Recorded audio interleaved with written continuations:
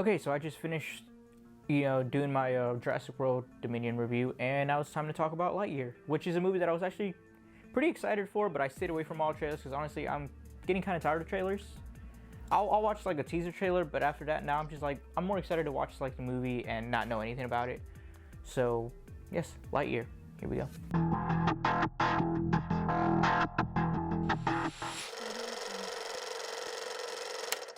Okay, so Lightyear, yes, it's the new Pixar movie, and I've always been a huge Pixar fan, but I've actually kind of stopped watching that many Pixar movies. I actually haven't even seen one in like the past couple of years, one of the new ones. But I was excited for this because I am a huge Toy Story fan. I think Toy Story 3 is easily the best Pixar movie. That movie will make, grown men cry. So I was excited to see what they were going to go with Lightyear. Obviously, it really had nothing to do with Toy Story besides, the fact Buzz Lightyear is a character. But I knew like story-wise and anything like that, it wasn't going to be anything like that. But it's Pixar, and they always know how to make grown men cry. So I was ready to watch this movie. And I gotta say, I think the movie was good. I don't think it was great, honestly. If we put it next to the Toy Story movies, it might be the worst one, even though the movie's fine. You got Chris Evans doing the voice of Buzz Lightyear, which honestly is fine. I think he did a good job with it. I don't think there's any complaints, about like replacing the original voice actor. But yeah, he did a good job. You got the supporting cast. Taika Waititi. I like Taika Waititi, but I would say I'm getting a little tired of him. Just his character. As soon as I didn't even know he was in this movie. As soon as I heard the voice, as soon as I heard like the mannerisms and the way he spoke, I knew it was him, and I was like, okay, so now I know what I'm about to get myself into when it comes to the comedy. Socks, that little cat. Easily best character, really enjoyable, but even then I wasn't like laughing my ass off. I was just enjoying it. And let's see, really, I don't want to talk about like the story too much because for me, I didn't know what the movie was about like at all, and it's really just like one mission. That's really what it is. From like the beginning of the movie to the end of the movie, Buzz Lightyear, he has one mission, and I was surprised. I was like, oh wow, it's just really one thing. They from like start to finish, there's just one goal. And I like that. I like when movies do that, when it's not like too complicated. And obviously it gets, more convoluted as the movie goes on because, the mission, it's a whole movie. So there has to be a lot of stuff going on that prevent the mission from, from being successful. And of course, like towards the beginning of the movie, I was trying to hold back my tears. That's when Pixar really did their Pixar thing and really just got you to like, no tears were shed, so I'm proud of that.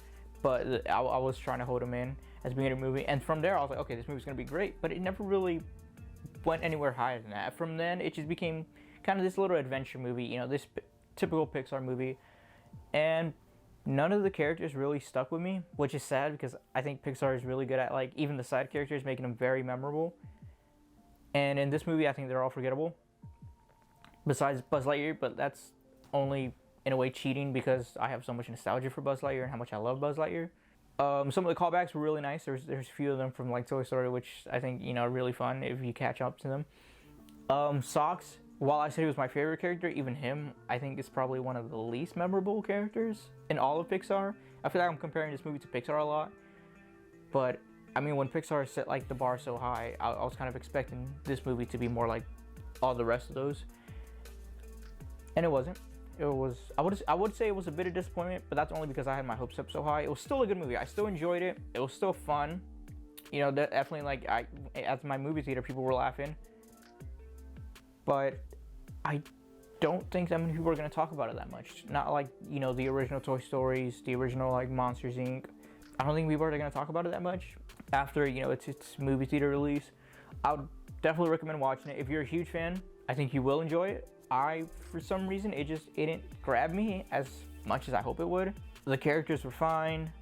The story, while I like the story, how like simple it was and how complex it turned out to be, I think that was fun. But it was really the characters that in a way, I really had no interest in them.